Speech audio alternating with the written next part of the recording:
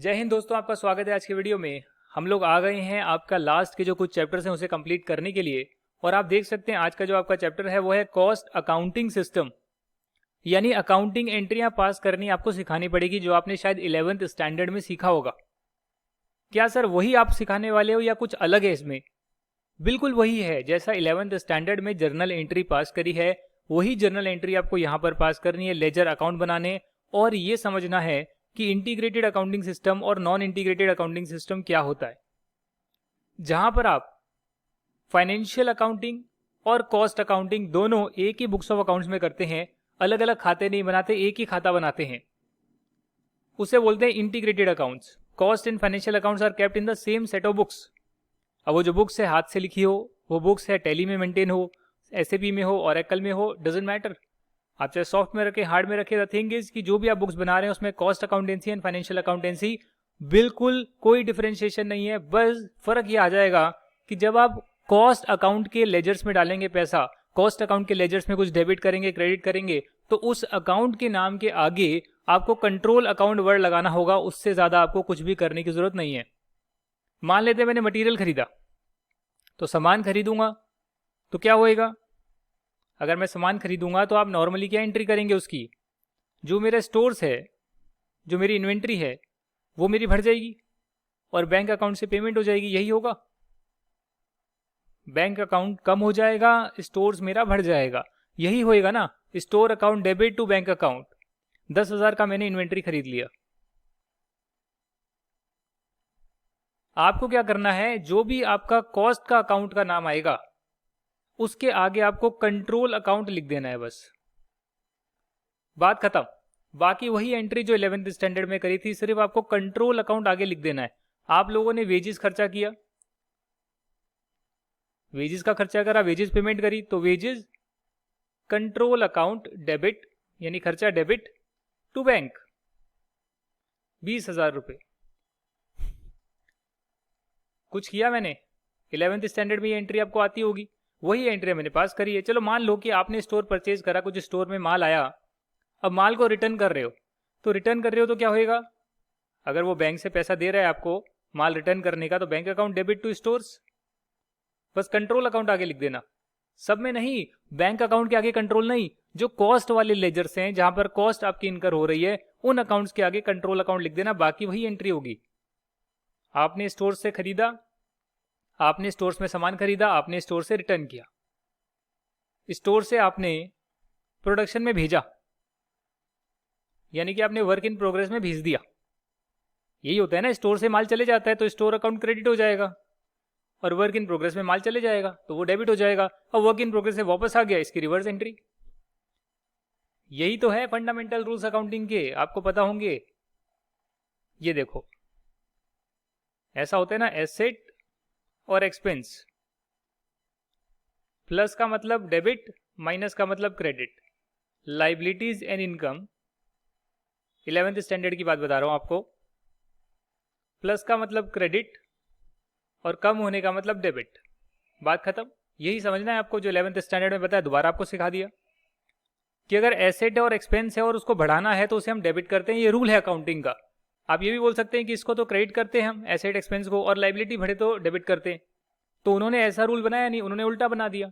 एक रूल ही तो फॉलो करना है, एक रूल ही तो फॉलो करना है। उन्होंने ये रूल बनाया हुआ जो सब लोग फॉलो कर रहे हैं, पुराने टाइम में जो बन गए हैं उसी को फॉलो किया जा रहा है कि जो एसेट एक्सपेंस है बढ़ने पर डेबिट करेंगे, कम होने पर क्रेडिट करेंगे, और लाइबिलिटी इनकम में उल्टा करेंगे। बस यही रूल बनाया हुआ है।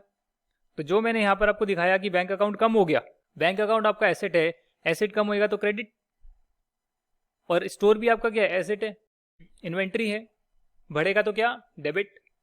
यही रूल है 11th स्टैंडर्ड के। नहीं आते तो आप 11th स्टैंडर्ड दोबारा पढ़ सकते हैं, और आते हैं तो आप मेरे साथ ये वाला चैप्टर कर सकते हैं।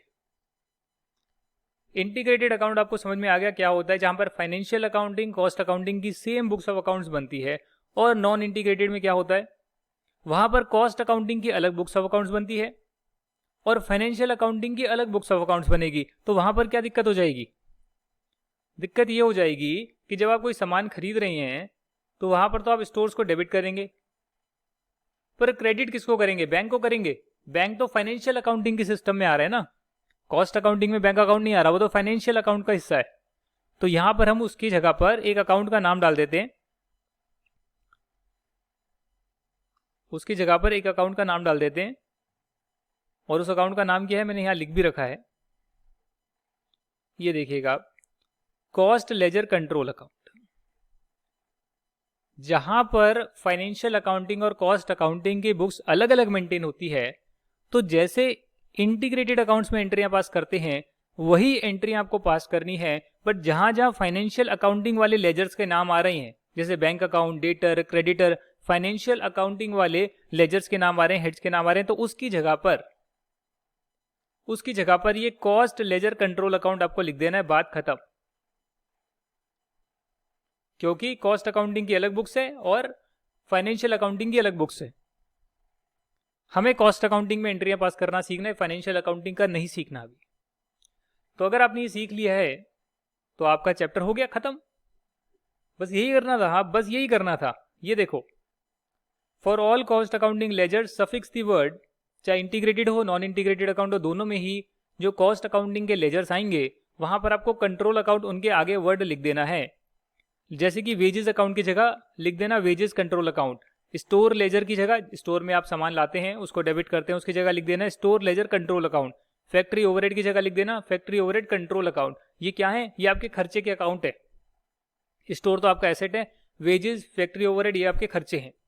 ये देखिएगा दोस्तों, आपके सामने आ रहा है example illustration number 6 of your study material. आप चाहें तो स्टडी मटेरियल खोल सकते हैं, बट मैंने नोट्स में इलस्ट्रेशन के साथ साथ सारी एंट्रीज करी हुई है। और एंट्रीज मांगी है यहाँ पर जनरलाइज करने के लिए, मैंने फिर लेजर भी बनाए हुए हैं। यानी एक इन डेप्थ आपको क्वेश्चन करवा दिया इंटीग्रेटेड अकाउंट्स का, और एक करवा दूंगा नॉन इंटीग्रेटेड अकाउंट्स का। उसके बाद स्टडी मटेरियल के क्वेश्चन तो मैं जैसे कराता हूँ वैसे कराऊंगा ही आपको। And then your this chapter will be complete. I will then give you theory questions, जिसको आप कर सकते हैं अच्छे से प्रैक्टिस, और उसका एक एक एक्सप्लेनेशन दूंगा जो प्रैक्टिकल ओरिएंटेड आपकी थ्योरी होगी, जिसमें आपका ऑलमोस्ट जितने भी चैप्टर्स की थ्योरी होगी वो सब कवर हो जाएगी, इंपॉर्टेंट थ्योरी कवर हो जाएगी। और जो छोटी मोटी चीजें हैं थ्योरी की, वो मैं आपको स्टडी मटेरियल से ही कराऊंगा बाद में। अब एडवांटेजेस आ गई, लिमिटेशन आ गई, छोटी छोटी चीजें आ रही है, कॉन्सेप्ट नहीं है। तो कॉन्सेप्ट की थ्योरी में मेरा वीडियो आ जाएगा, हम डिस्कस कर लेंगे उसका। मैं एक बना लूंगा कि लास्ट 5 ईयर्स, 6 ईयर्स, 10 ईयर्स में क्या क्या आया है क्वेश्चन, और उसको डिस्कस कर लेंगे, राइट। तो चलिए स्टार्ट करते हैं आपकी illustration number 6। Generalized the following transactions assuming that company follows integrated accounting system. आपको जर्नलाइज करनी है अकाउंटिंग एंट्रीज और एज्यूम करना है कि ये इंटीग्रेटेड अकाउंटिंग सिस्टम फॉलो करती है, यानी कि अकाउंटिंग सिस्टम जो कॉस्ट का है और जो फाइनेंस का है वो दोनों ही सेम है। फाइनेंशियल अकाउंटिंग, कॉस्ट अकाउंटिंग बिल्कुल एक ही बुक्स पे मेंटेन किया जाता है। रॉ मटेरियल आपने खरीदे तो उसकी एंट्री क्या पास करोगे आपको बताना है। रॉ मटेरियल खरीदने की एंट्री होगी कि आपका जो स्टोर्स का लेजर है वो तो डेबिट हो जाएगा, और जो आपके क्रेडिटर्स हैं वो क्रेडिट हो जाएंगे। यहां पर लिखा है रॉ मटेरियल परचेज, अगर लिखा होता raw material purchase on cash तो आप बैंक अकाउंट लिख देते क्रेडिटर की जगह पर कि बैंक से पेमेंट करी है। बट यहां पर ऐसा नहीं लिखा है, इसके लिए आपने एजम्पशन ले ली कि भाई जनरली जो रॉ मटेरियल है वो क्रेडिट पर ही परचेज होता होगा, जो आप सेल्स करते हैं जनरली क्रेडिट पर ही सेल करते होंगे। ये नॉर्मल एजम्पशन रहती है, क्योंकि बड़े बिजनेसेस में जो है कैश में कम काम होता है और पहले क्रेडिटर डेटर बनते हैं, फिर उनकी पेमेंट आती है। कुछ 30 डेज का पीरियड होता है, 60 डेज का पीरियड होता है, हम पेमेंट करेंगे या पेमेंट लेंगे, तो वो चीज़ें फॉलो करी जाती है, वो आप एज्यूम आराम से कर सकते हैं। रॉ मटेरियल परचेज जो है 2 लाख रुपए के रॉ मटेरियल परचेज हैं, तो आपने उसकी एंट्री कर दी कि स्टोर्स लेजर जो है उस पर तो आपने डेबिट कर दिया, और जो क्रेडिटर्स हैं उसे आपने क्रेडिट कर दिया। बात सिंपल हो गई ना। आपने सामान खरीदा तो स्टोर में डाल दिया, उसे डेबिट कर दिया, आपका एसेट है, और क्रेडिटर्स दूसरी तरफ आपने लिख दिया। 11th स्टैंडर्ड का कॉन्सेप्ट है एंट्री पास कैसे करते हैं। अब आपने डायरेक्ट मटेरियल इशू करे हैं टू प्रोडक्शन, यानी एक्चुअली में जहां पर वर्क इन प्रोग्रेस बन रहा है, वर्क इन प्रोग्रेस से फिर फिनिश प्रोडक्ट बन रहा है, यानी कि जो आपकी फैक्ट्री है आपने अपने स्टोर से वहां पर रॉ मटेरियल भेज दिए। स्टोर से तो निकाल दिए तो स्टोर तो कम हो जाएगा, स्टोर तो क्रेडिट हो जाएगा, और 1.5 लाख रुपए के जो मटेरियल है स्टोर से निकलकर चले गए वर्क इन प्रोग्रेस में, क्योंकि जहां पर प्रोडक्शन हो रही है वहां पर भी वर्क इन प्रोग्रेस है। तो वर्क इन प्रोग्रेस में मटेरियल भी लग रहा है, लेबर भी लग रहा है, ओवरहेड भी लग रहा है, सब कुछ लग रहा है, और उसके बाद वर्क इन प्रोग्रेस जो है वो फिनिश प्रोडक्ट में चले जाएगा पूरा तैयार होकर। फिनिश प्रोडक्ट से कॉस्ट ऑफ सेल्स में चले जाएगा, कॉस्ट ऑफ सेल्स से पीएनएल में चले जाएगा। बात समझ रहे हैं आप, ये पूरी साइकिल है। हम चाहते हैं तो फाइनेंशियल अकाउंटिंग में हम क्या कर सकते हैं, हम परचेज रिकॉर्ड कर लेंगे ओपनिंग स्टॉक आ रहा है, क्लोजिंग स्टॉक आ जाएगा। पर कॉस्ट अकाउंटिंग में ऐसा नहीं है, उसमें हम हर स्टेज को रिकॉर्ड करना चाहते हैं। हम एक डिटेल्ड एनालिसिस के लिए बारीकी से हम चेक कर रहे हैं, बारीकी से हम चेक कर रहे हैं कि भैया एक स्टेज से दूसरी स्टेज गया तो उसकी भी एंट्री करो, उसका भी एक लेजर बनाओ, उसका भी अकाउंट बनाओ, वहां से कहीं और मूव किया मटीरियल उसका भी बनाओ, वेजेस इनकर करी उसका भी बनाओ, वेजेस डायरेक्ट है इनडायरेक्ट है उसको अलग अलग अकाउंट में डालो। तो सब चीजों को हम बारीकी से नोट डाउन कर रहे हैं, इसीलिए आपका ये कॉस्ट अकाउंटिंग की एंट्रियां होती है। वरना तो ये सिस्टम सिखाने की जरूरत ही नहीं थी आपको, चाहे इंटीग्रेटेड हो नॉन इंटीग्रेटेड हो, बोलते सीधा ही आप जैसे फाइनेंशियल अकाउंटिंग में करते हो वो एंट्री पास कर दो। पर हम कॉस्ट अकाउंटिंग इसलिए सीख रहे हैं क्योंकि हम यहाँ इन डेप्थ एनालिसिस करते हैं और चीजों को बारीकी से देखते हैं, ब्रेकअप वगैरह देखते हैं। यहां पर आपने डायरेक्ट मटेरियल इशू किया तो स्टोर से चले गए और वर्क इन प्रोग्रेस के अंदर चले गए। वेजेस आपने पे करी है, यहां पर क्रेडिट पर नहीं है, एक्चुअली में वेजेस पे करी है 1,20,000 की। तो जो टोटल वेजेस आपने पे करी है वो आपका वेजेस का खर्चा हो गया, वेजेस अकाउंट डेबिट। भाई कंट्रोल तो हर जगह लगा लेना, जहां पर भी आपके कॉस्ट के अकाउंट सारे कंट्रोल आगे अपना जोड़ लेना। तो आपने वेजेस पे करी है 1,20,000 की, और पे का मतलब है आपने बैंक अकाउंट से पे करी है। बीइंग वेजेस पेड, चाहे डायरेक्ट लेबर को पे करी हो या इनडायरेक्ट लेबर को पे करी हो, डायरेक्ट हो या इनडायरेक्ट लेबर हो, दोनों ही जगह पर क्या होगा, आप वेजेस अकाउंट में पहले खर्चा डाल देंगे, बैंक से पेमेंट कर देंगे। उसके बाद जो है यहाँ पर 30% तो इनडायरेक्ट है और 70% है, यानी कि इसका 70% करीब निकल कर आएगा 84,000, वो डायरेक्ट है। अगर यहाँ पर ये लाइन नहीं भी लिखी होती wages charge to production, wages charge to production 84,000, तो भी मैं क्या करता 1,20,000 का मैं यहाँ पर कैलकुलेटर ओपन करता हूँ। यहाँ पर देखिएगा आप 1,20,000 है, तो 1,20,000 की आपने वेजेस पे करी है, उसमें 70% जो है वो डायरेक्ट है, 70% डायरेक्ट है, यानी 70% आती है 84,000, और जो 30% है 1,20,000 का 30% जो है वो है 36,000। तो 36,000 इनडायरेक्ट है। यहां पर लिखा है जो डायरेक्ट वेजेस है वो आपने प्रोडक्शन में चार्ज कर ली। प्रोडक्शन का मतलब जहां पर वर्क इन प्रोग्रेस का काम चल रहा है वहां पर आपने चार्ज कर ली है, उस पर्टिकुलर अकाउंट में आपने चार्ज कर ली है। बट अगर ये लाइन नहीं भी लिखी होती तो भी ऑटोमेटिकली मुझे ये गिवन है कि 30% इनडायरेक्ट है, यानी कि 70% डायरेक्ट है, और आप दोनों को ही चार्ज करते रिस्पेक्टिव जगह पे। यानी आपको नहीं बताया होता तो भी वेजेस अकाउंट में कोई चीज रहेगी नहीं। वेजेस अकाउंट का तो आपका खर्चा है, आपने पेमेंट कर दी वेजेस के लिए, वो बैंक अकाउंट से चले गया, वेजेस अकाउंट में डेबिट हो गया। अब वेजेस अकाउंट से डायरेक्ट वाली जो वेजेस है वो आपके वर्क इन प्रोग्रेस में चली जाएगी 84,000 रुपीज की, और जो बाकी 36,000 है वो आपके फैक्ट्री ओवरहेड अकाउंट में चली जाएगी, क्योंकि वो इनडायरेक्ट वेजेस है। तो अल्टीमेटली आप देखेंगे तो वेजेस अकाउंट में कोई भी बैलेंस कैरिड डाउन नहीं होएगा। आपने जो वेजेस के लिए पैसे दिए वो सारा का सारा खर्चा आपके वेजेस अकाउंट में आ गया, और फिर आपने वेजेस अकाउंट से आगे भेज दिया। डायरेक्ट वाले को आपने वर्क इन प्रोग्रेस में भेज दिया, जहां पर मटेरियल गया, ओवरहेड भी वहां पर जाएंगे, ओवरहेड भी वहां पर जाएंगे, हाँ जी ओवरहेड भी वहां पर जाएंगे। बट जो वेजेस का इनडायरेक्ट लेबर है वो पहले अपनी फैक्ट्री ओवरहेड अकाउंट में भेजा, और डायरेक्ट वाला आपने सीधा वर्क इन प्रोग्रेस में भेज दिया। आगे देखते हैं क्या लिखा हुआ है, आपकी और एंट्रियां पास करी होगी। मैन्युफैक्चरिंग एक्सपेंसेस इनकर्ड, ओवरहेड में अदर एक्सपेंसेस भी आते हैं ना, इनडायरेक्ट एक्सपेंसेस। तो मैन्युफैक्चरिंग से जुड़े हुए जो खर्चे हैं वो आपके फैक्ट्री ओवरहेड्स होंगे। फैक्ट्री ओवरहेड्स में इनडायरेक्ट मटेरियल भी आता है, इनडायरेक्ट लेबर भी आती है, इनडायरेक्ट एक्सपेंस भी आता है।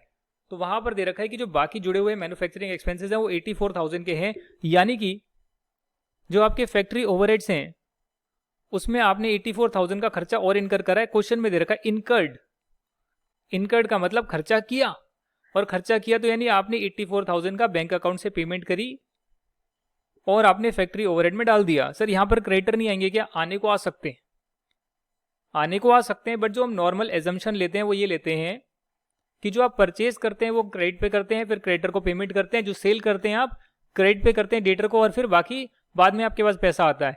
बाकी सारी चीजें जो है बैंक अकाउंट से होती है। ये आपकी नॉर्मल एजम्पशन है, चाहे आप अकाउंटिंग में करें, फाइनेंशियल अकाउंटिंग, कॉस्ट अकाउंटिंग, कहीं भी करें, ये नॉर्मल एजम्पशन है, हम हमेशा मानते हैं, ये नॉर्मल एजम्पशन है, हमेशा मानते हैं। तो यहां पर आपने क्या किया, बैंक अकाउंट को क्रेडिट कर दिया, यानी बैंक अकाउंट से आपने खर्चा पे कर दिया है जो फैक्ट्री ओवरहेड का एक्सपेंस है 84,000 का, 84,000 का खर्चा है वो आपने यहाँ डाल दिया। और आपके जो मैन्युफैक्चरिंग ओवरहेड है जो आप प्रोडक्शन में आप चार्ज करने वाले हैं, इस ओवरहेड में सब कुछ आ जाएगा, indirect material, indirect labour, indirect expense जो भी है सब कुछ आ जाएगा। वो आपने मैन्युफैक्चरिंग ओवरहेड जो प्रोडक्शन में चार्ज करे वो 92,000 है। हो सकता है बहुत सारा आपने खर्चा कर दिया हो, ओवरहेड का खर्चा कर दिया हो, इलेक्ट्रिसिटी का बिल दे दिया हो, आने वाले 2 सालों का एडवांस दे दिया हो, तो जो भी आपने पेमेंट कर दी है ओवरहेड की वो तो आप पहले ओवरहेड में डाल देंगे, पर एक्चुअली में वो जो ओवरहेड है जो उस पर्टिकुलर प्रोडक्ट को बनाने के लिए यूज किया गया है, उतना ओवरहेड आप जो है ओवरहेड अकाउंट से एक्चुअली में वर्क इन प्रोग्रेस में डालेंगे। वर्क इन प्रोग्रेस क्या है? वर्क इन प्रोग्रेस कुछ नहीं है। वर्क इन प्रोग्रेस ये आपकी मशीनरी है, फैक्ट्री के अंदर जो मशीन लगी है ना, यहां पर काम होता है। तो जब मटेरियल खरीदते हैं हम स्टोर में डाल देते हैं, मटेरियल इशू करते हैं, स्टोर से यहां चले जाता है वर्क इन प्रोग्रेस में। वेजेस पे करते हैं तो वेजेस हम कहां डालते हैं? वेजेस में डालते हैं। वेजेस कहां जाती है? वेजेस जो डायरेक्ट है वो सीधा वर्क इन प्रोग्रेस में जाती है, इनडायरेक्ट जो है वो फैक्ट्री ओवरहेड में जाती है।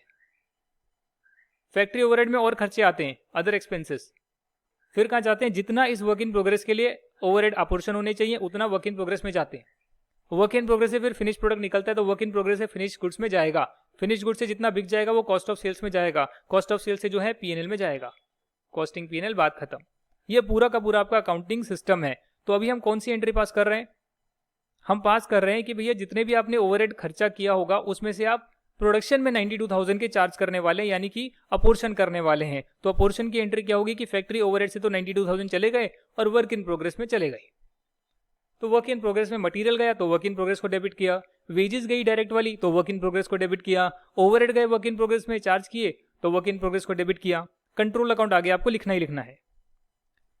सेलिंग एंड डिस्ट्रीब्यूशन की कॉस्ट आपकी 20,000 की हुई तो इसको सेलिंग एंड डिस्ट्रीब्यूशन में डाल देंगे। आप सेलिंग डिस्ट्रीब्यूशन ओवरहेड 20,000 के इनकर किए to bank account. Integrated account follow कर रहे हैं, यानी कि कॉस्ट अकाउंट वालों में सिर्फ कंट्रोल अकाउंट आगे लिख दिया है, बाकी जो नॉर्मल एंट्री होती है बैंक से पेमेंट, क्रेडिटर, डेटर, वो आप वैसे ही यूज कर रहे हैं। इंटीग्रेटेड, दोनों को सेम ही बुक्स में बना रहे हैं। बस फाइनेंशियल अकाउंटिंग में ज्यादा अकाउंट नहीं बनते थे, अब आपने कॉस्ट को भी इसमें इंटीग्रेट कर दिया, तो आपने सब लेजर, सब अकाउंट्स बहुत सारे बना दिए ताकि आपको आराम आराम से डिटेल मिल जाए। फिनिश प्रोडक्ट जो है वो 2 लाख रुपए के बन गए। फिनिश प्रोडक्ट जो है वो 2 लाख रुपए के बन गए, तैयार हो गए। तो वर्क इन प्रोग्रेस से फिनिश गुड्स में अब 2 लाख रुपए के चले गए, तो फिनिश गुड्स आपके पास आ गए 2 लाख रुपए के। एंट्री चेक कर रहा हूं मैं, कैलकुलेशन नहीं करनी इसमें, आपको दिमाग नहीं लगाना कि फिनिश गुड्स की जो कॉस्ट कैलकुलेट हुई है कॉस्ट शीट बनाकर चेक कर लेता हूं, नहीं करना, सिर्फ एंट्री पास करनी है। जो दे रखा है नंबर वो बिल्कुल ठीक दिया, because now you have to just pass the entries, not to calculate everything. Sales जो करी गई है वो 2,90,000 की सेल्स करी गई है, तो क्या होएगा? सेल्स जो करी गई है तो क्या होएगा? सेल्स की एंट्री पहले पास कर देता हूं। Debtor account debit to sales, आपने सेल्स कर दी 2,90,000 की। अब क्योंकि सेल्स करी है, एक्चुअली में सेल्स करी है, सब कुछ आपने बेच दिया है, क्लोजिंग स्टॉक नहीं ला रहा है, इसलिए पता लग रहा है कि आपने सब कुछ बेच दिया है, तो इससे डीम्ड एजम्पशन है कि जो फिनिश गुड्स बने थे वो सारे बिक गए हैं। और फिनिश गुड्स अगर बिक गए हैं तो फिनिश गुड्स जो हैं वहां से जो है कॉस्ट ऑफ सेल्स अकाउंट में आप ट्रांसफर कर देंगे। जितना बिक गया वो कॉस्ट ऑफ सेल्स में आएगा, जो नहीं बिका वो फिनिश गुड्स के अंदर ही बैलेंस कैरिड डाउन होएगा। यहां पर क्लोजिंग स्टॉक कुछ नहीं पड़ा था, इसलिए जितना फिनिश गुड्स में था वो सारा मैंने यहां डाल दिया। और जो बिकता है उसको बेचने के लिए सेलिंग डिस्ट्रीब्यूशन के ओवरहेड लगते हैं, तो सेलिंग डिस्ट्रीब्यूशन का जो खर्चा हमने इनकर किया था, जितने यूनिट्स मैंने बेच दिए वो खर्चा भी, उसको बनाने का खर्चा भी, और जो उस पर सेलिंग डिस्ट्रीब्यूशन का खर्चा वो भी कॉस्ट ऑफ सेल्स में डाल दिया। एक्चुअली की सेल मैंने रिकॉर्ड कर ली, debtor account debit to sales. उसके बाद अगली एंट्री आ रही है, एंट्री वाइज एंट्री चलते रहिए। रिसिप्ट फ्रॉम डेटर्स, डेटर से 69,000 आपको रिसीव हो गए, तो एंट्री क्या करोगे? डेटर की एंट्री क्या करोगे? वो यहां पर आ रही है डेटर वाली एंट्री। बैंक में पैसा आ गया 69,000 का, टू डेटर 69,000। तो फिर ये क्या करी हुई है? ये आपके जो सेल्स अकाउंट में आपने सेल्स करी है 2,90,000 की, उसको पीएनएल में डाल दिया, और जो कॉस्ट ऑफ सेल्स में कॉस्ट है, जितना भी आपने सामान बेचा उसको बनाने की और सेलिंग डिस्ट्रीब्यूशन का खर्चा, जो कॉस्ट ऑफ सेल्स हम बोलते हैं, वो सारा भी आपने पीएनएल में डाल दिया। पीएनएल में एक तरफ सेल्स चली जाएगी, दूसरी तरफ आपकी कॉस्ट ऑफ सेल्स चली जाएगी, बात खत्म हो गई। प्रॉफिट आ जाएगा पीएनएल में जो है। और जो है आपको क्रेडिटर से पेमेंट रिसीव हो गई 1,10,000 की, तो यहां पर आप देख सकते हैं creditor account debit to bank, creditor account debit to bank 1,10,000। Creditor को आपने पेमेंट कर दी तो बैंक अकाउंट कम हो जाएगा, क्रेडिट हो जाएगा, और क्रेडिटर डेबिट हो जाएगा। Being payment made to creditor, बात खत्म, एंट्रियां खत्म, पैसा हजम। यानी नॉर्मली आपको जो एंट्री करनी होती है वही करनी होती है, और ये चार्ट पर मैंने बखूबी से आपको सारी चीजें बता दी है। If you want to draw the chart in your copy, just pause the video और ऐसे रिकॉर्ड कर लो कि मटेरियल आएगा तो यहां जाएगा इस अकाउंट में, इशू होएगा तो यहाँ जाएगा, वेजेस इनकर होगी तो डायरेक्ट इनडायरेक्ट सब इधर जाएगी, इनडायरेक्ट को फैक्ट्री ओवरहेड में भेजेंगे, डायरेक्ट को डायरेक्टली वर्क इन प्रोग्रेस में भेजेंगे। जो आपका फैक्ट्री ओवरहेड है जितना एलोकेट होना चाहिए, अपोर्शन होना चाहिए, उतना वर्क इन प्रोग्रेस में जाएगा। वर्क इन प्रोग्रेस से तैयार हो जाएगा तो जितना तैयार हो गया वर्क इन प्रोग्रेस में नहीं बचा वो फिनिश गुड्स में चले जाएगा, और जो वर्क इन प्रोग्रेस में बचा हुआ है as on the balance sheet date वो कैरिड डाउन होएगा नेक्स्ट ईयर के लिए।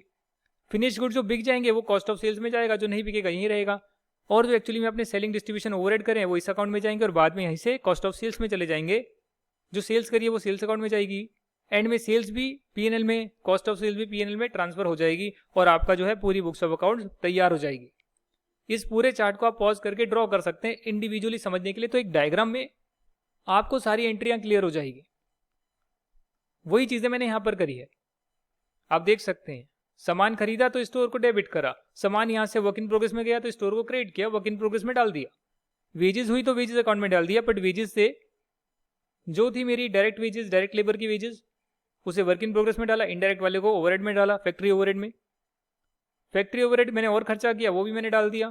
फिर फैक्ट्री ओवरहेड जो ट्रांसफर करने थे वर्क इन प्रोग्रेस में जितना अपोर्शन करना था उतना ट्रांसफर किया, पूरा नहीं किया। आप देख सकते हैं फैक्ट्री ओवरहेड है 36,000 के यहाँ पर, और यहाँ पर 84,000 के, यानी करीब 1,20,000 के। मैंने सिर्फ 92,000 ट्रांसफर करें, तो बाकी अपोर्शन इस वर्क इन प्रोग्रेस पर नहीं किया होगा। इसका मतलब तो यही हो गया, सेलिंग डिस्ट्रीब्यूशन जो खर्चा किया इसमें डाल दिया, सेल कर दी एक्चुअली में, फिनिश प्रोडक्ट तैयार हो गए, फिनिश गुड्स में डाल दिया, फिनिश गुड्स बिक गए, कॉस्ट ऑफ सेल्स में डाल दिया, सेलिंग डिस्ट्रीब्यूशन भी कॉस्ट ऑफ सेल्स में डाल दिया, सेल्स का पैसा रिसीव हो गया डेटर में, सेल्स हुई तो सेल्स को रिकॉर्ड किया था उसे पीएनएल में ट्रांसफर कर दिया, कॉस्ट ऑफ सेल्स को पीएनएल में ट्रांसफर कर दिया, डेटर से पैसा आया तो रिकॉर्ड कर लिया, क्रेडिटर को पैसा दिया तो रिकॉर्ड कर लिया। लेजर मांगे नहीं है आपके क्वेश्चन में, मैंने बना दिए। अब जब भी आप लेजर बनाएंगे तो आप कैसे बनाएंगे, पहले आपने जर्नल एंट्रियां पास कर लिया, अब आपको सिर्फ लेजर रिकॉर्ड करना है, लेजर बनाना है। तो आप लेजर कैसे बनाएंगे, ऐसे नहीं बनाएंगे कि स्टोर लेजर में क्या क्या होता है पहले लिख लेता हूं, फिर वेजेस कंट्रोल में क्या क्या आएगा वो देखकर लिख लेता हूं, ऐसे नहीं बनाएंगे। लेजर जब भी बनाना होगा आप क्या करेंगे, सबसे पहले आप देखेंगे पहली एंट्री, उसमें दो अकाउंट आ रहे हैं, store ledger account, creditor account. तो आप दो अकाउंट ड्रॉ कर लेंगे, स्टोर लेजर अकाउंट और क्रेडिटर अकाउंट। जितने अकाउंट आएंगे उतने ड्रॉ करते रहेंगे साथ में, और उसकी कॉरेस्पॉन्डिंग एंट्रियां पास करते रहेंगे। जैसे कि यहां पर स्टोर लेजर को डेबिट किया, क्रेडिटर को क्रेडिट किया, तो आप साथ में क्या करेंगे, स्टोर लेजर को डेबिट कर दिया 2 लाख रुपए से, और जो आपके क्रेडिटर है उसे क्रेडिट कर दिया, बात खत्म। मतलब हर एंट्री का इंपैक्ट आप तुरंत ले रहे हो। नया अकाउंट की जरूरत है, नया अकाउंट आप बना रहे हो और फटाफट आप रिकॉर्डिंग कर रहे हो। वर्क इन प्रोग्रेस को डेबिट किया, स्टोर लेजर को क्रेडिट किया, फटाफट रिकॉर्ड कर लो। इसे क्रेडिट किया, वर्क इन प्रोग्रेस को डेबिट किया, तो वर्क इन प्रोग्रेस कहाँ रहा है, डेबिट कर दिया। तो डेबिट क्रेडिट कर रहे हो आप यहां पर। उसके बाद जो एंट्री आ रही है वो आ रही है, वेजेस अकाउंट को डेबिट किया, बैंक को क्रेडिट किया, तो वेजेस अकाउंट यहां पर आ रहा है, वेजेस को आप डेबिट कर दो, और बैंक अकाउंट जो है, बैंक अकाउंट को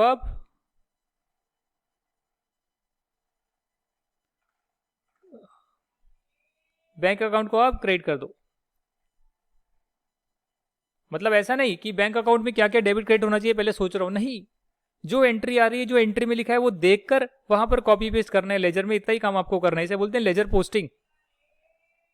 फिर आप देखेंगे तो आपकी जो वेजेस है वो आपकी विप में जा रही है 84,000 की, और 36,000 फैक्ट्री ओवरहेड में जा रही है, तो उसकी एंट्री आपने कर दी कि वेजेस से आपने वर्क इन प्रोग्रेस में ट्रांसफर कर दिया 84,000, फैक्ट्री ओवरहेड में कर दिया 36,000। फैक्ट्री ओवरहेड में 36,000 आ गया और वर्क इन प्रोग्रेस में 84,000 आ गया। तुरंत आप एंट्रियां पास कर रहे हैं और अपना दिमाग से टेंशन हटा रहे हैं। फिर आप क्या करेंगे, फिर आप देख रहे हैं यहां पर फैक्ट्री ओवरहेड का 84,000 का और खर्चा आया है, तो आपने 84,000 और रिकॉर्ड कर लिया, ये डेबिट हो जाएगा, 84,000 यहां पर डेबिट हो जाएगा, बैंक जो है वो क्रेडिट हो जाएगा, बात खत्म। एंट्री वाइज एंट्री चल रही। अगली एंट्री है आपकी work in progress debit to factory overhead control account. मतलब वर्क इन प्रोग्रेस को आपने डेबिट कर दिया, फैक्ट्री ओवरहेड को क्रेडिट किया, तो वैसे ही कर दो, वर्क इन प्रोग्रेस को डेबिट कर दो, फैक्ट्री ओवरहेड को क्रेडिट कर दो, बैलेंस आ गया, वो बैलेंस कैरी डाउन है। फिर आपकी कौन सी एंट्री आ रही है, सेलिंग डिस्ट्रीब्यूशन का 20,000 का खर्चा है, तो सेलिंग डिस्ट्रीब्यूशन अकाउंट बना नहीं हुआ, नया बना लो, इसको डेबिट कर दो, बैंक अकाउंट क्रेडिट हो रहा है तो बैंक अकाउंट को क्रेडिट कर दो। बस आप एंट्रियों को लिख रहे हैं। वर्क इन प्रोग्रेस से फिनिश गुड्स में जा रहे हैं, वर्क इन प्रोग्रेस से 2 लाख रुपए फिनिश गुड्स में जा रहा है, तो वर्क इन प्रोग्रेस से फिनिश गुड्स में आपने 2 लाख भेज दिया, बाकी बैलेंस कैरी डाउन आ गया, क्लोजिंग वर्क इन प्रोग्रेस। अगर कहीं और ट्रांसफर नहीं हुआ, बच रहा है बैलेंस, तो कैरी डाउन करोगे। फिनिश गुड्स से आपने कॉस्ट ऑफ सेल्स में डाल दिया, सेलिंग डिस्ट्रीब्यूशन को भी कॉस्ट ऑफ सेल्स में डाल दिया। तो ये आपका फिनिश गुड्स का अकाउंट है। वर्क इन प्रोग्रेस से आ रहा है, इसे कॉस्ट ऑफ सेल्स में डाल दिया, और जो सेलिंग डिस्ट्रीब्यूशन है उसे आपने कॉस्ट ऑफ सेल्स में डाल दिया। कॉस्ट ऑफ सेल्स में आ गया सेलिंग डिस्ट्रीब्यूशन से, फिनिश गुड्स से आ गया, और बाद में पीएनएल में चले जाएगा। यहां पर आप देख सकते हो बाद में जो है पीएनएल में चले जाएगा। जो सेल्स हुई है उसे आपने रिकॉर्ड किया 2,90,000, तो सेल्स को रिकॉर्ड करा आपने। डेटर डेबिट किया, सेल्स को क्रेडिट किया, डेटर को डेबिट किया, सेल्स को क्रेडिट किया, फिर सेल्स को ट्रांसफर कर दिया पीएनएल अकाउंट में। पीएनएल अकाउंट ये आ रहा है। कॉस्ट ऑफ सेल्स से भी ट्रांसफर कर दिया, 70,000 का प्रॉफिट आ गया। बैलेंसिंग फिगर, प्रॉफिट लॉस में एक तरफ सेल्स एक तरफ कॉस्ट आएगा, बैलेंस आ जाएगा। ये हो गया, ये एंट्री हो गई आपकी, ये एंट्री हो गई, ये एंट्री हो गई। डेटर से पैसा आया 69,000, उसे डेटर अकाउंट में डाल दो। 69,000 पैसा आ गया, बैंक अकाउंट में डाल दो। ठीक है, पैसा आ गया ना, पैसा आ गया तो डेटर कम हो जाएंगे। और क्रेडिटर को आपने 1,10,000 दे दिया। स्टार्टिंग में रिकॉर्ड किया था, जो पहली एंट्री आपने पास करी थी स्टोर वाली, ये देखो 2 लाख रुपए की, तो क्रेडिटर रिकॉर्ड किया था। अब जो क्रेडिटर है उसको पैसे दे दिए, बाकी कैरी डाउन हो गया। तो यही आपने एंट्रियां करी है। और भी किसी अकाउंट में अगर बैलेंस आ रहा है, जैसे बैंक अकाउंट में बैलेंस आ रहा है, तो वो कैरी डाउन बैलेंस क्रेडिट का आ रहा है, यानी कि बैंक ओवरड्राफ्ट का बैलेंस चल रहा है, नेगेटिव में चल रहा है। डेटर का कैरी डाउन आ गया, डेटर का क्लोजिंग बैलेंस आ गया, क्रेडिटर का क्लोजिंग बैलेंस आ गया, और ऐसे आपने सारे लेजर ड्रॉ कर दिए। डिट्टो सेम एंट्रियां पास करनी सीख ली, जैसे नॉर्मली करते हैं वैसे ही, सिर्फ कंट्रोल अकाउंट आगे जोड़ना है, और सारे कॉन्सेप्ट आपको सिखा दिए इस डायग्राम के थ्रू। उसके बाद लेजर जो ड्रॉ करना है, लेजर में तो जो भी अकाउंट है उसके लेजर बना लिए, और जो एंट्री आ रही है उसको वहां पर पोस्ट कर दिया। जो डेबिट हो रहा है उसे डेबिट साइड, जो क्रेडिट हो रहा है उसे क्रेडिट साइड आपने पोस्ट कर दिया। यही करना है। अब आपका नॉन इंटीग्रेटेड अकाउंट्स आ रहे हैं। If above entries needs to be passed in non integrated accounts, then instead of financial accounts, जैसे कि डेटर, क्रेडिटर, बैंक अकाउंट, जो फाइनेंशियल अकाउंट्स के हम हेड को यूज कर रहे हैं, लेजर अकाउंट के नाम को यूज कर रहे हैं ना, अगर ये नॉन इंटीग्रेटेड में हमें करना है, यानी कि जहां कॉस्ट अकाउंटिंग का अलग सिस्टम है और अकाउंटिंग का, फाइनेंशियल अकाउंटिंग का अलग सिस्टम है, तो वहां पर आप क्या करेंगे, सेम ही एंट्रियां पास करेंगे जो अभी करी है, डिट्टो सेम एंट्रियां। बस वहां जो डेटर, क्रेडिटर, बैंक बैलेंस, ये सब चीजें आ रही है, उसकी जगह आप कॉस्ट लेजर कंट्रोल अकाउंट को यूज करेंगे। ये शब्द को आप लिख देंगे। एग्जाम्पल देखिएगा, ये भी आपकी इलस्ट्रेशन का, इलस्ट्रेशन 1 का ही एग्जाम्पल आ रहा है, आपके स्टडी मटेरियल का आ रहा है ये। During the next 3 months the following items arose. Finish goods produced at cost. Finish goods produce की डायरेक्टली पहले ही एंट्री पूछ ली है, रॉ मटेरियल परचेज की नहीं पूछी। भाई रॉ मटेरियल परचेज नहीं किया तो बनाया कैसे, फिर फिनिश गुड्स बन कैसे गया? आपको दिमाग नहीं लगाना, आपको तो सिर्फ सोचना है यार फिनिश गुड्स बन गए, एंट्री कर देता हूं। फिनिश गुड्स बनेगा तो क्या होएगा, फिनिश गुड्स का अकाउंट डेबिट होएगा, तो फिनिश गुड्स को आपने डेबिट कर दिया। और फिनिश गुड्स में कहां से जाता है, वर्क इन प्रोग्रेस से जाता है। तो ये तो दोनों ही कॉस्ट के अकाउंट है, तो कोई दिक्कत नहीं है कि जैसे इंटीग्रेटेड था वैसे ही नॉन इंटीग्रेटेड है, कोई फर्क नहीं आएगा। दोनों ही कॉस्ट के लेजर है, वहां भी यही एंट्री पास होती, यहां भी यही होती कि वर्क इन प्रोग्रेस से फिनिश गुड्स में चले जाएगा। यहां पर हो गया वर्क इन प्रोग्रेस से फिनिश गुड्स में चले गया, वर्क इन प्रोग्रेस से फिनिश गुड्स में चले गया, एंट्री पास आपने कर दी। मैन्युफैक्चरिंग ओवरहेड्स इनकर करे हैं। अब यहां दिक्कत है, मैन्युफैक्चरिंग ओवरहेड का मतलब है प्रोडक्शन ओवरहेड तो डेबिट होएगा। प्रोडक्शन ओवरहेड जैसे पहले डेबिट हुआ था 91,510 डेबिट होएगा, पर बैंक नहीं लिखेंगे आप। नॉन इंटीग्रेटेड अकाउंट्स में आप बैंक, डेटर, क्रेडिटर, उनकी जगह पर आप एक शब्द का यूज करेंगे, कॉस्ट लेजर कंट्रोल अकाउंट का। बस बाकी वही एंट्री है जैसे इंटीग्रेटेड में सीखा वैसे ही नॉन इंटीग्रेटेड में है। बस फाइनेंशियल अकाउंटिंग के जो लेजर्स होते हैं उनके नाम नहीं आएंगे, उसकी जगह कॉस्ट लेजर कंट्रोल अकाउंट में आप डालेंगे। रॉ मटेरियल परचेज जो है 1,23,000 का परचेज करे, तो रॉ मटेरियल परचेज करोगे तो स्टोर लेजर जो है वो डेबिट हो जाएगा, और बैंक अकाउंट की जगह पर क्या लिखोगे, cost ledger control account. Factory की वेजेस जो है 50,530 की हुई है, ये फैक्ट्री वेजेस है, डायरेक्ट लेबर का होगा और इनडायरेक्ट लेबर का अलग से दे रखा है, तो दोनों को आप टोटल करेंगे, यानी कि टोटल इतनी वेजेस जो है इनकर हुई है, तो टोटल करेंगे तो कितना आएगा 5530। सारी वेजेस आप देख लेंगे 5530 प्लस 21,665 72,195। तो 72,195 जो है वो आपकी वेजेस हुई है, वो आपकी वेजेस हुई है, डायरेक्ट इनडायरेक्ट की वेजेस हुई है 72,195। तो आपने वेजेस अकाउंट में डाल दिया। टू बैंक अकाउंट की जगह पर क्या लिखोगे, बैंक की जगह पर लिखोगे कॉस्ट लेजर कंट्रोल अकाउंट। अब ये जो आपकी डायरेक्ट वेजेस है उसे आप कहाँ पर डालोगे? डायरेक्ट वेजेस को आप वर्क इन प्रोग्रेस में डालोगे, तो आपने डाल दिया।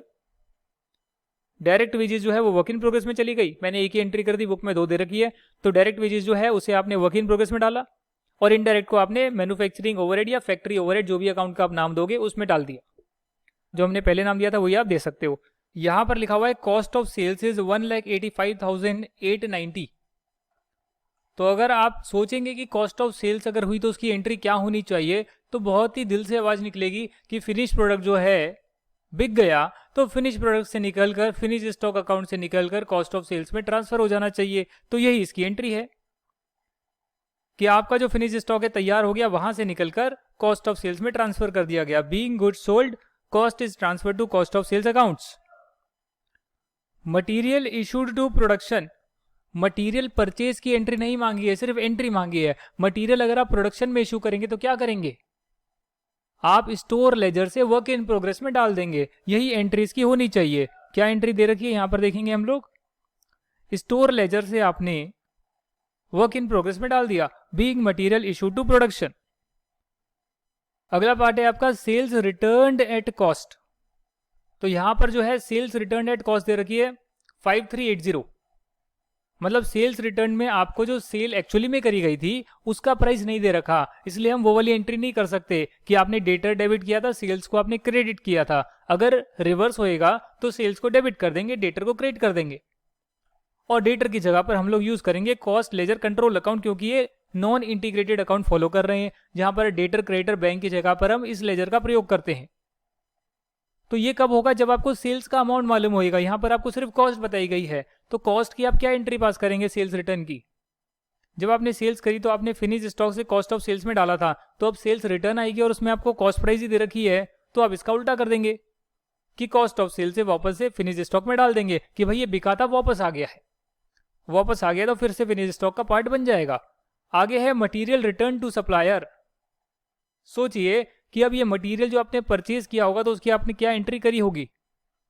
मटेरियल परचेज किया होगा तो आपने स्टोर में डाला होगा, और क्रेडिटर को आपने क्रेडिट करने की बजाय कॉस्ट लेजर कंट्रोल अकाउंट लिखा होगा। क्यों सर? क्योंकि ये नॉन इंटीग्रेटेड अकाउंटिंग सिस्टम है, जहां पर डेटर, क्रेडिटर, बैंक, जो फाइनेंशियल अकाउंटिंग के लेजर है उनकी जगह पर हम इस लेजर से रिकॉर्डिंग करते हैं। क्योंकि आपकी बुक्स ही अलग है कॉस्ट की, उसका कोई यूज नहीं है, सिर्फ आप अपनी अंडरस्टैंडिंग के लिए काम में ले रहे हैं। तो फाइनेंशियल अकाउंटिंग वाले लेजर्स की जगह आप इस अकाउंट का प्रयोग करते हैं। जब आपने खरीदा होगा सामान तो आपने स्टोर को डेबिट किया होगा, कॉस्ट लेजर कंट्रोल अकाउंट को क्रेडिट किया होगा, और अगर मटेरियल रिटर्न हो जाएगा 2900 का आप रिटर्न कर दोगे मटेरियल, तो आप इसका उल्टा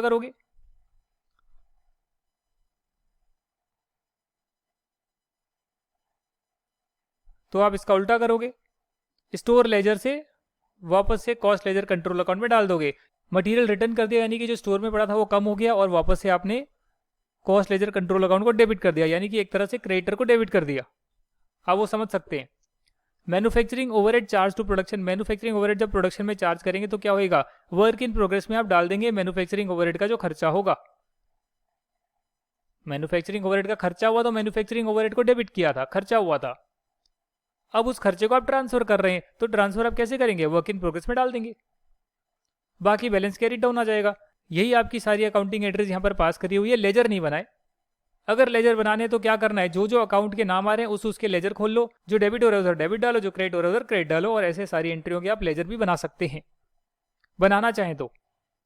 इसके बाद दोस्तों एक लास्ट चीज आती है बहुत इंपॉर्टेंट, जिसका पेपर में क्वेश्चन आ सकता है। एक अकाउंटिंग एंट्री का आ सकता है, लेजर बनाने का आ सकता है, और एक आ सकता है सबसे important question, reconciliation of cost in financial accounts when non integrated accounts are prepared. तो कॉस्ट अकाउंटिंग में आप अलग मेथड फॉलो कर रहे हैं, अलग एंट्रियां रिकॉर्ड कर रहे हैं। होता है कि फाइनेंशियल अकाउंटिंग में अलग एंट्रियां रिकॉर्ड होती है, हर जगह नहीं बट कुछ कुछ एंट्रियां होती है, वरना तो सारी चीजें गड़बड़ होगी। अगर दोनों ही सेपरेट है, बिल्कुल ही अलग है, तो फिर तो रिकंसिलिएशन का फायदा ही नहीं है। बट रिकंसिलिएशन तब है कि ऑलमोस्ट सेम है बट कुछ कुछ जगह पे डिफरेंसेस आ सकते हैं। उसका आपको जैसे बैंक रिकंसिलिएशन स्टेटमेंट बनानी पड़ती है कि वैसे तो बैंक बैलेंस और आपका जो बुक्स में बैलेंस आ रहा है वो सेम आना चाहिए, बट कुछ आपने चेक डाल दिया बट पास नहीं हुआ, तो उसमें डिफरेंस आ जाते हैं। सिमिलरली कॉस्ट और फाइनेंशियल अकाउंटिंग में भी कुछ डिफरेंस हो सकते हैं, जैसे कि आप नॉन इंटीग्रेटेड अकाउंट बनाते हैं, कॉस्टिंग का अलग, फाइनेंशियल अकाउंटिंग का अलग, और कुछ ऐसे आइटम है जो सिर्फ फाइनेंशियल अकाउंट्स में, फाइनेंशियल बुक्स में रिकॉर्ड होते हैं, जैसे कि गुडविल रिटर्न ऑफ, कॉस्टिंग में रिकॉर्ड नहीं होती है।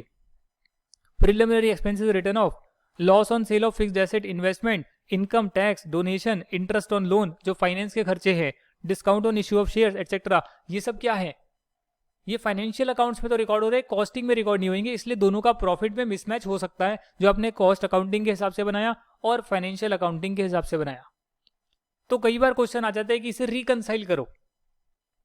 इंटरेस्ट इनकम है, डिविडेंड इनकम है, डिविडेंड रिसीव हुआ है, रेंट रिसीव हुआ है, ये सब आपका P&L में जाता है, फाइनेंशियल अकाउंटिंग में, कॉस्टिंग में नहीं आता।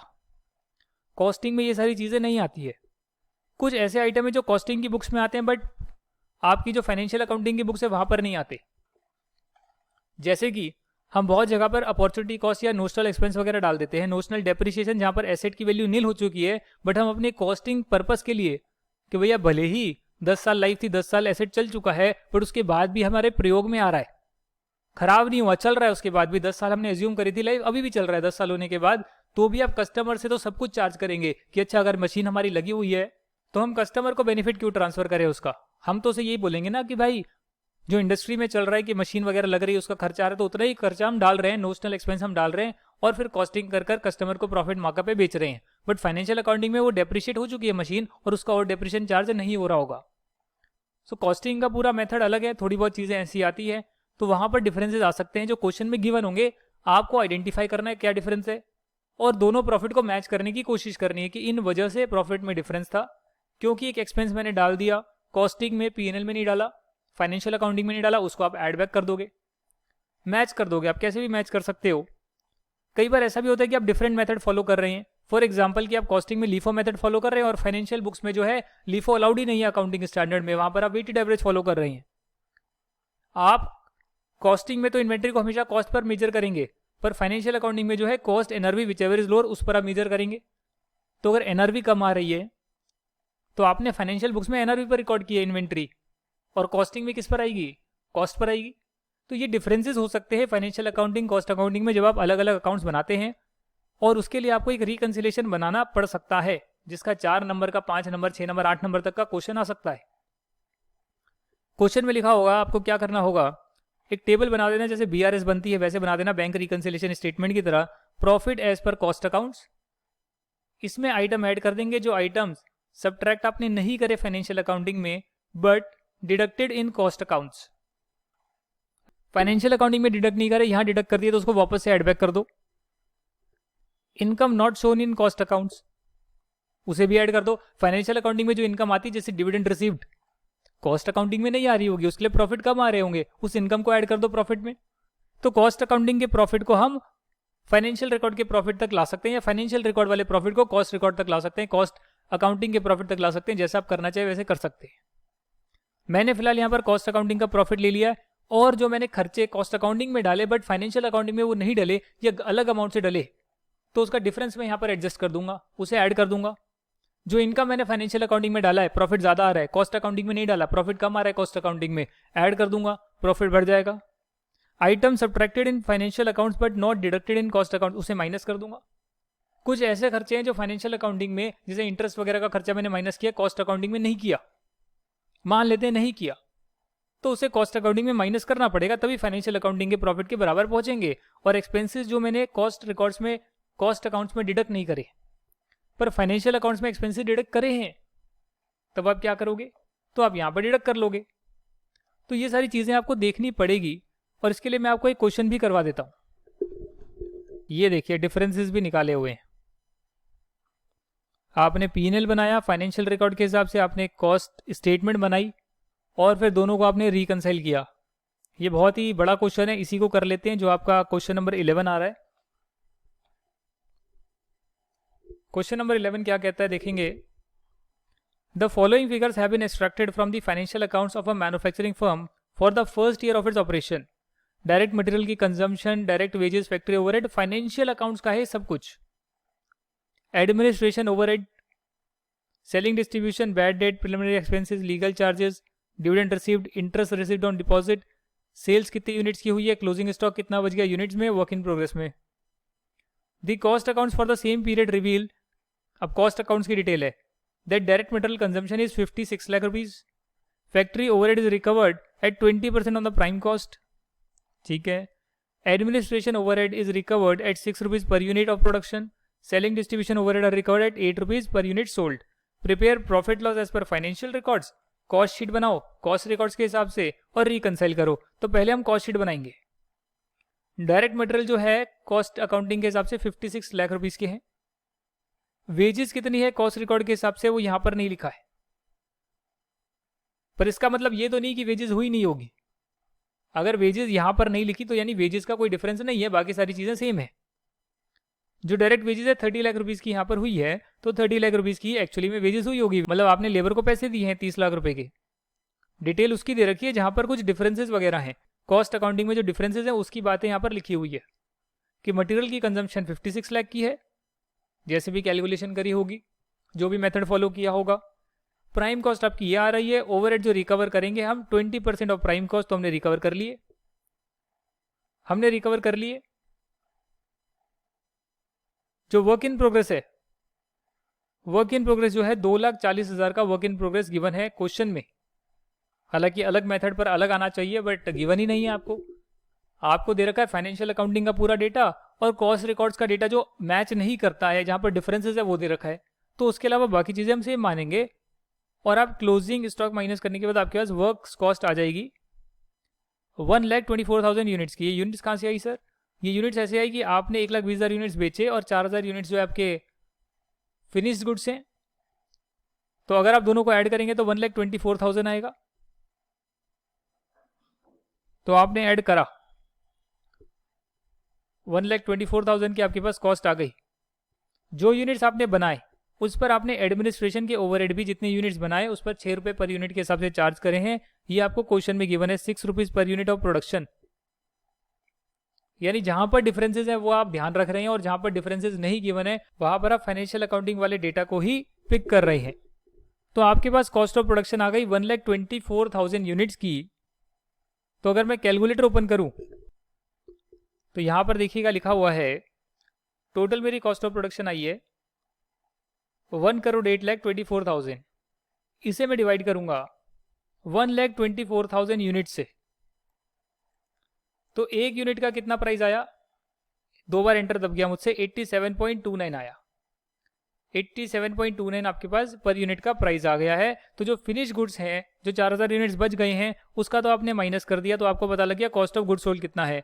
नया ऑपरेशन था, ओपनिंग स्टॉक कुछ भी नहीं आ रहा है, ये क्वेश्चन में गिवन है। पहली लाइन पढ़ेंगे तो वहां पर आपको मिलेगा, पहली लाइन में लिखा हुआ है first year of operation, first year of its operation, इसलिए ओपनिंग कुछ नहीं आ रहा है। कॉस्ट ऑफ गुड्स सोल्ड आ गया। आप जितने बेचे एक्चुअली में 8 रुपए पर यूनिट से सेलिंग डिस्ट्रीब्यूशन ओवरहेड लगे हैं। कॉस्ट ऑफ सेल्स आपकी आ गई। सेल जो आपने करा है वो तो सेम ही अमाउंट पर किया है, वो तो अलग अलग नहीं हो सकता।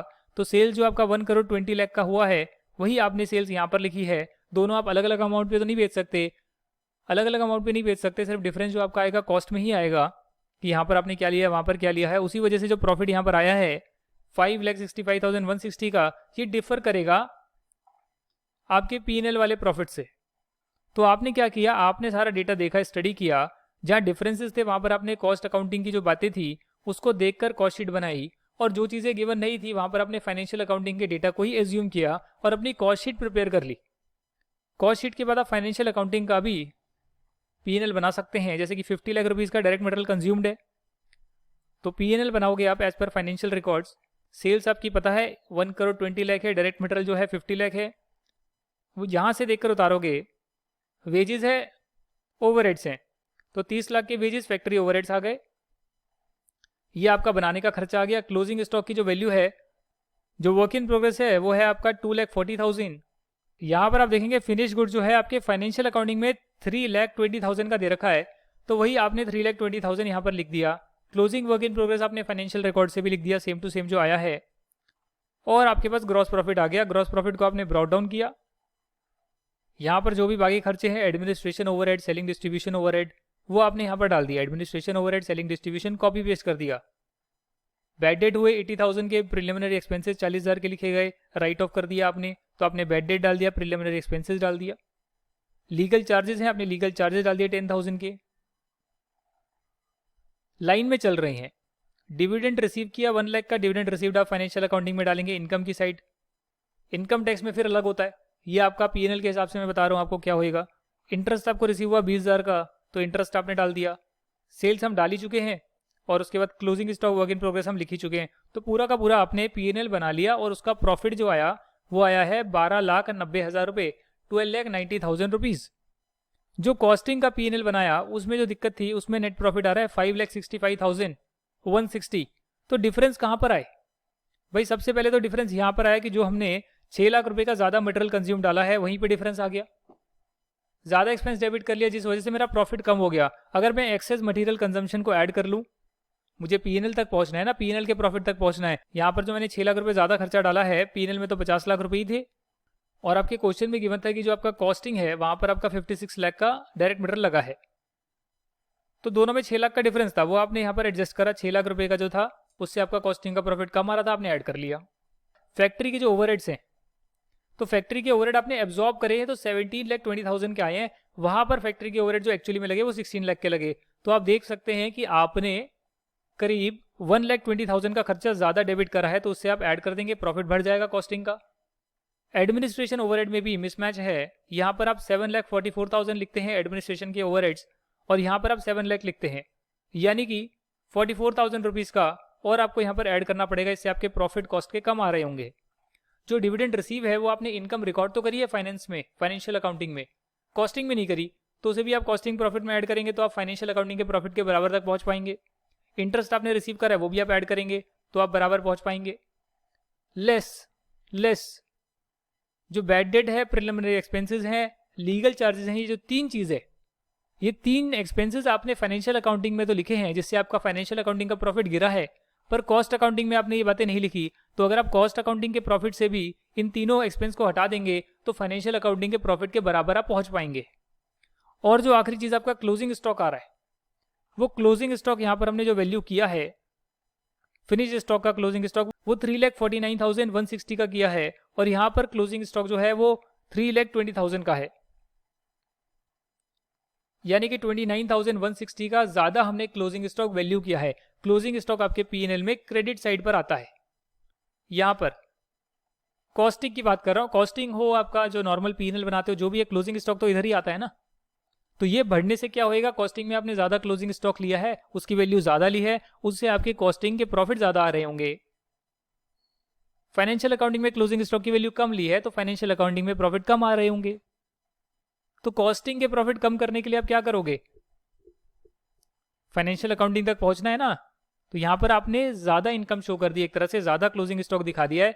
कितने से दिखाया है, 29,160 से, उसे आप अपने प्रॉफिट से घटाओगे, और जब आप सारी एडजस्टमेंट कर दोगे तो आप 12,90,000 तक पहुंच जाओगे। यानी जिन जिन कारणों की वजह से कॉस्टिंग की शीट आपने बनाई उसका प्रॉफिट आया, P&L बनाया उसका प्रॉफिट आया, दोनों में मिसमैच है, वो जिन जिन कारणों की वजह से आ रहे हैं उसका आप एडिशन सब्ट्रैक्शन कर रिकंसाइल कर दोगे और बोलोगे देखो कॉस्टिंग के प्रॉफिट ये हैं और जो आपके P&L के प्रॉफिट हैं वो 12,90,000 हैं। कारण ये था कि भैया हमने मटेरियल कंजम्पशन जो है 56 लाख ली है, आपने 50 लाख ली है, तो जिससे मेरे 6 लाख के खर्चे जो हैं ज़्यादा आ रहे हैं, मेरा प्रॉफिट उससे कम आ रहा है, तो मैं अपने प्रॉफिट को 6 लाख से बढ़ा दूंगा।